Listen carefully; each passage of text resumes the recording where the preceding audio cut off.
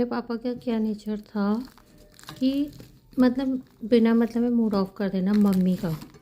हम लोग से कुछ नहीं कहते थे, और कभी कभी इतना अच्छा उनका मूड होता था तो मुझे आज की डेट में लगता है कि मे भी कोई हमशक्ल आ जाता हो, है ना।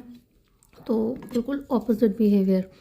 और बच्चे बच्चे को अगले दिन अगर स्कूल जाना है और रात में तुम पंगा कर रहे हो अपनी वाइफ से, तो वो उसका तो खाना बनाने का मन ही नहीं करेगा। तो मम्मी मैक्सिमम ना पराठे के साथ अचार रख देती थी। मैं होती तो इवन पराठा तक नहीं बना पाती, इतना गंदा मूड ख़राब करते थे मेरे पापा मम्मी का। तो मैं ये सोचती थी यार मेरी मम्मी कितना ज़्यादा सहती हैं, कितना ज़्यादा। आटा भी मार रही हैं, पराठा भी बना के दे रही हैं, चाहे अचार से दे रही हो। मैं होती तो मैं तो उठती ही ना, लेटी रहती बेड पे। अगर मूड अच्छा होता है ना तभी इंसान सब कुछ काम कर पाता है। तो आज की डेट में मुझे लगता है कि मेरी मम्मी अगर अचार और पराठा भी स्कूल के लिए रख देती थी ना, कितना बड़ी बात थी। किसी का तुम इतना इंसल्ट कर रहे हो, बदतमीज़ी कर रहे हो, हाँ, और वही इंसान फिर सुबह उठ के प्रॉपर वे में काम करे, ऐसे कैसे हो सकता है।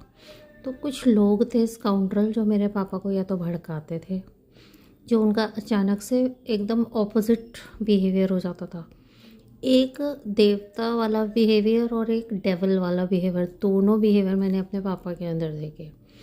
और सेम चीज़ मैंने अपनी मम्मी में भी नोटिस करी कि कभी कभी उनकी हरकतें ऐसी हो जाती थी ना कि जैसे दो दो पर्सनालिटीज़ है, या तो सच में ऐसा होता है कि हम शक्ल होते हैं और टाइम डिवाइड कर लेते हैं, आधा टाइम तुम इस घर में रहो, आधा टाइम तुम उस घर में रहो, ऐसे करके।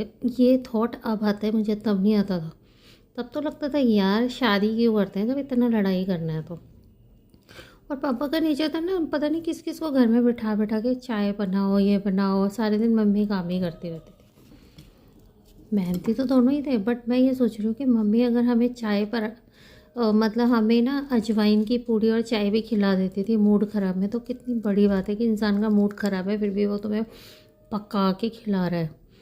कैसे बनाती होंगी सोचो अगर मूड ख़राब है तो इसलिए कभी भी अपने माँ बाप के लिए ना गलत नहीं सोचना चाहिए कि उन्होंने हमें तो अचार से पराठा खिलाया, हमारे दोस्तों इतनी बढ़िया बढ़िया सब्जियां लाते थे। तुम ये भी तो देखो कि मूड भी तो ख़राब कर दिया जाता था ना। तो वो इंसान अगर तुम्हें पराठा और अचार भी दे पा रहा है ना, बहुत बड़ी बात है वो,